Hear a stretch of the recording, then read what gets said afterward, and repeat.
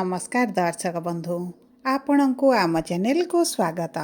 आपणकर जदि मीन राशि होता है तेबे यही भिडटी आपण मानक पई सेतिपई निजर व्यस्त बहुल समय मध्यरु मात्र 10 मिनिट समय आपण निज पई दियंतु एवं जानतु एही वर्षर अंतिम मास माने डिसेम्बर मासटी आपणकर केमिति रहिबा। देखंतु दर्शक बंधु एही डिसेम्बर मासर राशिफलटी पूर्व मास गुड़िक परि सामान्य राशिफल नुहे, कारण एही मासरे छोट बड़ ग्रह को जदि गणना करा जाए तेबे प्रमुख 5टी ग्रह करुछंती राशि परिवर्तन। एथि मध्यरु गोटे एमिति गोचर हेबाकु जाउछि जी आपणक वर्तमान समय रे माने गत किछि वर्ष हेबो आपणकु जे अत्यधिक करजिया कराइछि, रोजगार रे कमी हेबा, चाकरी हानि हेबा, संपर्क रे आपणकर खटास आसीबा, एहा छडा बिना कारण रे आपणकर खर्चर परिस्थिति एमिति बढ़िछि जे आपण एहा बुझी पारु नाहंती जे केते रोजगार कले आपणकु अंटिबो। सेथिपाई चिंता करिवार कोनोसी आवश्यकता नहीं, कारण एही वर्षर अंतिम मास माने डिसेम्बर मासर राशिफल रे सेही ग्रह मानकर परिवर्तन विषय रे जानिबा जी आपण मानकु आपणक शक्ति विषय रे जणाइबो, माने आपणक जीवन रे किछि गोटे बड़ परिवर्तन करिवे। तेबे आसंतु जानिबा एही डिसेम्बर मास कोन आनिबो परिवर्तन आपणक जीवन रे। ता सहित एही जो प्रमुख 5टी ग्रहंकर परिवर्तन केउ ग्रह गुड़िक आपण को शुभ फल देबे एवं केउ ग्रह गुड़िक आपण को अशुभ फल देबे एही वीडियो रे विस्तृत भाव रे आलोचना करिबा। सेथिपई आपण आम सह वीडियोर शेष पर्यंत जोड़ी होई रुहंतु। ता सहित वीडियोर शेष भाग रे जानिबा किछटा सहज उपाय जहाँ आपणकर अशुभत्व को दूर करी शुभाशुभ फल वृद्धि करिबारे साहाय्य करिबो। किंतु वीडियोटी आरंभ करिबा पूर्वरु जदि आपणकर भी मीन राशि होइथाए एवं आपण भी ईश्वर को आंतरिक भक्ति एवं विश्वास करंती तेबे वीडियोटी को लाइक करंतु। कमेंट बॉक्स रे जय जगन्नाथ जय माँ लक्ष्मी अवश्य लिखि दियंतु। ता सहित आम सह जोगाजोग करिबा पई वीडियोर मध्य भाग रे एक व्हाट्सएप नंबर टी दिया जाइछि, जो नंबर साहाय्य आपण आम सह जोगाजोग करी निजर नूतन कुंडली प्रस्तुत करि परिबे, कुंडली विश्लेषण कराई परिबे, किंबा आपणकर चाकरी, विवाह, व्यवसाय, प्रेम संपर्क, शिक्षा, स्वास्थ्य को नहीं किछि समस्या रहिछि ताहार सहजरे एवं स्वल्प मूल्य रे समाधान करि परिबे। सेथिपई आपण आम सह वीडियोर शेष पर्यंत जोड़ी होई रुहंतु एवं व्हाट्सएप नंबर माध्यम रे आम सह जोगाजोग करंतु। एबे आसंतु कार्यक्रमटी को आग को बढ़ाइबा, किंतु ता पूर्वरु सर्वप्रथमे जानिबा एही डिसेम्बर मास 1 तारिख ठारू आपणक राशि रे नवग्रहंकर स्थितिटी किभଳି रहिबो। देखंतु आपणक प्रथम गृह रे शनि, पंचम गृह रे देवगुरु बृहस्पति, षष्ठ गृह रे केतु, अष्टम गृह रे बुध, नवम गृह रे मंगल, शुक्र एवं सूर्य एवं द्वादश गृह रे राहु विराजमान करिसंती, जहा फल रे सेही गृह गुड़िकरे सेमानकर प्रभाव अधिक रहिबो। तेबे सर्वप्रथमे आसंतु जानिबा एही 1 तारिख ठारू आपणक कर्मक्षेत्र, चाकरी, व्यवसाय किभଳି रहिबा पई जाउछि। देखंतु कर्मर गृहर स्वामी हेउछंती देवगुरु बृहस्पति, जी आपणकर पंचम गृह रे विराजमान होइछंती एवं आपणकर भाग्यर गृह को पंचम दृष्टि देउछंती, जेउ कारणरू आपणक भाग्य आपणक साथ देबा आरंभ करिबो एवं एही समय मध्य रे भाग्य आपणक ठारू दुई पाद आगरे चलिबो। जदि आपण भाग्य भरोसा रे किछि निष्पत्ति नियंती, किछि बड़ कार्य हाथ को नियंती, किछि बड़ प्रोजेक्ट रे कार्य करिबा पई चिंता करंती, हे आपणक शुभ फल प्रदान करिबो। ता सहित दर्शक बंधु जो व्यक्ति माने नूतन चाकरी रो संधान रे अछंती, नूतन चाकरी पई परीक्षा देउछंती, इंटरव्यू देउछंती, एंट्रांस देउछंती एवं चाकरी रे एतेडा शुभ फल प्राप्ति हेउ नथिला किंबा आपणक मन पसंदर चाकरी आपणक प्राप्त हेउ नथिला, तेबे मध्य बहुत भल समय रहिछि। आपणक चाकरी रो बहुत भल जोग बनुछि किंबा आपण जदि नूतन व्यवसाय आरंभ करिबा पई चाहुचंती ताहा मध्य आपणक पई बहुत भल समय रहिछि। देखंतु 4 डिसेम्बर रे गुरु आपणकर बक्री होई पुनर्बार आपणक केंद्र को मिथुन राशि को चतुर्थ गृह को गोचर करिवे।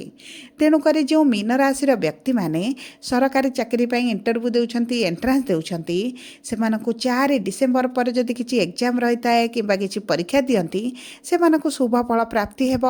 ଏବଂ ସରକାରୀ ଚାକିରିର ମଧ୍ୟ ପ୍ରବଳ ଯୋଗ ବନୁଛି। ତା ସହିତ ଆପଣଙ୍କର ସୂର୍ଯ୍ୟ ଯେହେତୁ 16 ତାରିଖ ଦିନ କେନ୍ଦ୍ରକୁ ଗୋଚର କରିବେ, କର୍ମର ଗୃହରେ ବିରାଜମାନ କରିବେ, ତେଣୁକରି ଆପଣଙ୍କ ସରକାରୀ ଚାକିରିର ଯୋଗ ଦ୍ୱିଗୁଣିତ ହୋଇଯାଉଛି। ସବୁ ପରେ ଦେଖନ୍ତୁ, ଯଦି ଆପଣଙ୍କ କୁଣ୍ଡଳୀରେ ସରକାରୀ ଚାକିରିର ଯୋଗ ରହିଛି ତେବେ ଆପଣଙ୍କର ତ ନିଶ୍ଚିତ ଭାବରେ ଚାକିରି ହୋଇଯିବ। ତା ସହିତ ଯେଉଁ ବ୍ୟକ୍ତିମାନେ ପ୍ରାଇଭେଟ୍ ଚାକିରି କରିଛନ୍ତି କିମ୍ବା ପୂର୍ବରୁ ଚାକିରିରେ ଅଛନ୍ତି ଏବଂ ବହୁତ ଗୁଡ଼ିଏ ଚାକିରିରେ ସମସ୍ୟା ଦେଖୁଛନ୍ତି, ସେମାନଙ୍କର ମଧ୍ୟ ସେହି ସମସ୍ୟା ଗୁଡ଼ିକ ଧୀରେ ଧୀରେ ଦୂର ହୋଇଯିବ। କାରଣ କେନ୍ଦ୍ରରେ ଗୁରୁ ବିରାଜମାନ କରି ଦଶମ ଗୃହକୁ ସପ୍ତମ ଦୃଷ୍ଟି ପ୍ରଦାନ କରିବେ। ଏହି ସମୟ ମଧ୍ୟରେ ଯଦି ଆପଣଙ୍କର କିଛି ଉଚ୍ଚ ଅଧିକାରୀଙ୍କ ସହିତ ସମସ୍ୟା ଚାଲିଥିଲା, ମନମାଳିନ ମତଭେଦ ରହିଥିଲା, ଆପଣଙ୍କ ଉଚ୍ଚ ଅଧିକାରୀ ଆପଣଙ୍କ ସହିତ ଅଯଥାରେ ଶତ୍ରୁତା କରୁଥିଲେ, ଆପଣଙ୍କର ଛୋଟ ଛୋଟ ଭୁଲ କାଢ଼ୁଥିଲେ ଏବଂ ଆପଣଙ୍କ ସହକର୍ମୀମାନେ ମଧ୍ୟ ଆପଣଙ୍କ ସହିତ ସେହିଭଳି ଆଚରଣ ଦେଖାଉଛନ୍ତି, ଆଗରେ ମିତ୍ରତା କରି ପଛପଟେ ଶତ୍ରୁତା କରୁଛନ୍ତି, ପଛପଟେ ଆପଣଙ୍କ ପାଦ ଘୋଷାଡ଼ୁଛନ୍ତି, ଆପଣଙ୍କୁ ଆଗକୁ ବଢ଼ିବା ପାଇଁ ଦେଉନାହାନ୍ତି, ତେବେ ମନେ ରଖନ୍ତୁ ଏହିସବୁ ସମସ୍ୟା ଆପଣଙ୍କର ଦୂର ହୋଇଯିବ। କିନ୍ତୁ ଆପଣ ଏହିସବୁ ସମସ୍ୟା ଗୁଡ଼ିକ ଶନି କେନ୍ଦ୍ରରେ ଥିବା କାରଣରୁ, ଶନିଙ୍କ 7.5ର ଦ୍ୱିତୀୟ ଚରଣ ଚାଲୁଥିବା କାରଣରୁ ଆପଣ ବହୁତ ଅଧିକ ସମ୍ମୁଖୀନ ହେଉଛନ୍ତି, ବହୁତ ଅଧିକ ଚିନ୍ତାରେ ରହୁଛନ୍ତି, ଷ୍ଟ୍ରେସ୍ରେ ରହୁଛନ୍ତି, ଏମିତିକି ଆପଣଙ୍କ ରାତିର ନିଦ ମଧ୍ୟ ହଜିଯାଇଛି। କିନ୍ତୁ ଶନି ଆପଣଙ୍କର ମାର୍ଗୀ ହୋଇଛନ୍ତି, ଗୁରୁଙ୍କ ନକ୍ଷତ୍ରରେ ରହିଛନ୍ତି, ଗୁରୁଙ୍କ ରାଶିରେ ରହିଛନ୍ତି, ଆପଣଙ୍କ ଉପରେ ଏତେଟା ଅଶୁଭ ପ୍ରଭାବ ପକାଇବେ ନାହିଁ। ତା ସହିତ ଦର୍ଶକ ବନ୍ଧୁ, ଯଦି ଆପଣଙ୍କୁ ମିଥ୍ୟା ଆରୋପ ଲଗାଇ ଆପଣଙ୍କୁ ଫସାଯାଇଛି, କର୍ମକ୍ଷେତ୍ରରେ ଆପଣଙ୍କ ଉପରେ ମିଥ୍ୟା ଅଭିଯୋଗ ଲଗାଯାଇଛି, ପୋଲିସ କୋର୍ଟ କଚେରୀ ପର୍ଯ୍ୟନ୍ତ ଆପଣଙ୍କ କର୍ମକ୍ଷେତ୍ରର କେସ୍ ପଳାଇଛି, ତେବେ ଆପଣଙ୍କର କୌଣସି ଚିନ୍ତା କରିବାର ଆବଶ୍ୟକତା ନାହିଁ। କାରଣ ଗୁରୁଙ୍କର ଦୃଷ୍ଟି କାରଣରୁ ଆପଣଙ୍କ କୌଣସି ନା କୌଣସି ମାଧ୍ୟମରେ ସେଥିରୁ ଆପଣ ମୁକୁଳି ଯିବେ ଏବଂ ଆପଣଙ୍କ ବ୍ୟବସାୟରେ ଯଦି ଲସ୍ ଚାଲିଛି, ଆପଣଙ୍କ ବ୍ୟବସାୟରେ ଆପଣ ଘାଟା ଦେଖୁଛନ୍ତି, ଅର୍ଥ ବୁଡ଼ିଗଲା ଭଳି ଲାଗୁଛି, ପୂର୍ବ ଅପେକ୍ଷା ଆପଣଙ୍କର ଏତେଟା ବ୍ୟବସାୟ ଏବେ ହେଉନାହିଁ, ତେବେ ଆପଣଙ୍କର ଏହିସବୁ ସମସ୍ୟା ଗୁଡ଼ିକ ଦୂର ହେବ। କିନ୍ତୁ ଆପଣଙ୍କୁ ଟିକେ ଧୈର୍ଯ୍ୟ ରଖିବାକୁ ପଡ଼ିବ। ଯେହେତୁ ଶନିଙ୍କର 7.5 ଚାଲିଛି, ଆପଣ ନିଶ୍ଚିତ ଭାବରେ ଆପଣଙ୍କ କାର୍ଯ୍ୟରେ ବିଳମ୍ବ ହିଁ ଦେଖିବେ। ତା ସହିତ ଯେଉଁମାନଙ୍କର ଚାକିରିରେ ପ୍ରମୋସନ୍ ଅଟକିକି ରହିଛି, ସାଲାରୀରେ ବୃଦ୍ଧି ହେଉନାହିଁ, ଆପଣଙ୍କର ଟ୍ରାନ୍ସଫର ଚାହୁଁଛନ୍ତି ସେଥିରେ ହୋଇପାରୁନି, ତେବେ ମଧ୍ୟ ଆପଣଙ୍କର କୌଣସି ଚିନ୍ତା କରିବାର ଆବଶ୍ୟକତା ନାହିଁ। କାରଣ ଆପଣଙ୍କର ଶୁଭ ସମୟ ବର୍ତ୍ତମାନ ଆସିବାକୁ ଯାଉଛି ଏବଂ ଆପଣ ଏହିସବୁ କ୍ଷେତ୍ରରେ ପରିବର୍ତ୍ତନ ଦେଖିବେ। ତା ସହିତ ଆପଣ ଯଦି ବିଦେଶରେ ଚାକିରି କରିଛନ୍ତି, ବିଦେଶରେ ରହୁଛନ୍ତି କିମ୍ବା ବିଦେଶ ଯିବାକୁ ଚାହୁଁଛନ୍ତି ଚାକିରି ପାଇଁ, ବ୍ୟବସାୟ ପାଇଁ, ତେବେ ଆପଣଙ୍କ ପାଇଁ ଏବେ ଭଲ ସମୟ ଆସୁଛି। କାରଣ ରାହୁ ଆପଣଙ୍କର ଦ୍ୱାଦଶ ଗୃହରେ ବିରାଜମାନ କରି ଆପଣଙ୍କର ବିଦେଶ ଯାତ୍ରାର ଯୋଗକୁ ବୃଦ୍ଧି କରୁଛନ୍ତି। ତା ସହିତ ଦେଖନ୍ତୁ ଦର୍ଶକ ବନ୍ଧୁ, ଆପଣ ଯଦି ପାର୍ଟନରସିପ୍ ବ୍ୟବସାୟ ଛାଡ଼ି ଆପଣଙ୍କର ନୂତନ ବ୍ୟବସାୟ ଆରମ୍ଭ କରିବା ପାଇଁ ଚାହୁଁଛନ୍ତି, ତାହା ମଧ୍ୟ ଆପଣଙ୍କ ପାଇଁ ଶୁଭଦାୟକ ରହିବ। ଏବେ ଆସନ୍ତୁ ଜାଣିବା କିପରି ରହିବ ଆପଣଙ୍କର ଆର୍ଥିକ କ୍ଷେତ୍ର ଏହି ଡିସେମ୍ବର ମାସ 1 ତାରିଖ ପରଠାରୁ। ଦେଖନ୍ତୁ, ଅର୍ଥର ଗୃହର ସ୍ୱାମୀ ହେଉଛନ୍ତି ମଙ୍ଗଳ, ଯିଏ ଆପଣଙ୍କର ଭାଗ୍ୟର ଗୃହରେ ଏବଂ ନିଜ ରାଶିରେ ବିରାଜମାନ କରିଛନ୍ତି। ଏହାର ଅର୍ଥ ହେଉଛି ଆପଣଙ୍କର ଭାଗ୍ୟ ଆପଣଙ୍କ କର୍ମକ୍ଷେତ୍ରରେ ସାଥ ଦେବା ସହିତ ଆପଣଙ୍କର ଆର୍ଥିକ କ୍ଷେତ୍ରରେ ମଧ୍ୟ ପରିବର୍ତ୍ତନ ଆଣିବ। ଯଦି ଆପଣଙ୍କର କରଜ ବଢ଼ିଯାଇଛି, ଆପଣ ଋଣରେ ଅଛନ୍ତି, ଚିନ୍ତାଗ୍ରସ୍ତ ରହିଛନ୍ତି, ଋଣରୁ କିଭଳି ବାହାରକୁ ଆସିବେ ଆପଣ ଜାଣିପାରୁନାହାନ୍ତି, ତେବେ ଚିନ୍ତା କରିବାର କୌଣସି ବି ଆବଶ୍ୟକତା ନାହିଁ। କାରଣ ଆପଣ ଏହି ସମୟ ମଧ୍ୟରେ ଅଧିକ ଅର୍ଥ ରୋଜଗାର କରିବା ସହିତ ଆପଣଙ୍କର ଅଧିକାଂଶ କରଜ ମଧ୍ୟ ଆପଣ ଶୁଝିପାରିବେ। ତା ସହିତ ଆପଣଙ୍କୁ କିଛି ଅଚାନକ ଧନ ପ୍ରାପ୍ତି ହୋଇପାରେ, କୌଣସି ନା କୌଣସି ମାର୍ଗରୁ ଆପଣଙ୍କୁ ଅର୍ଥ ପ୍ରାପ୍ତି ହୋଇପାରେ, ଆପଣଙ୍କ ଚାକିରିରେ ପରିବର୍ତ୍ତନ, ବ୍ୟବସାୟ କାରଣରୁ ଆପଣଙ୍କର ଅର୍ଥରେ ମଧ୍ୟ ବୃଦ୍ଧି ଘଟିବ, ଯେଉଁ କାରଣରୁ ଆପଣଙ୍କ ଆର୍ଥିକ କ୍ଷେତ୍ରରେ ଧୀରେ ଧୀରେ ପରିବର୍ତ୍ତନ ଦେଖିବା ଆପଣ ଆରମ୍ଭ କରିବେ। ତା ସହିତ ଦେଖନ୍ତୁ, ଯଦି ଆପଣଙ୍କର ଅର୍ଥ କେଉଁଠି ଫସି ରହିଛି ଏବଂ ଆପଣ ବାରମ୍ବାର ଦୌଡ଼ିବା ପରେ, ବାରମ୍ବାର ମାଗିବା ପରେ ମଧ୍ୟ ଆପଣଙ୍କ ଅର୍ଥ ପ୍ରାପ୍ତ ହେଉନଥିଲା,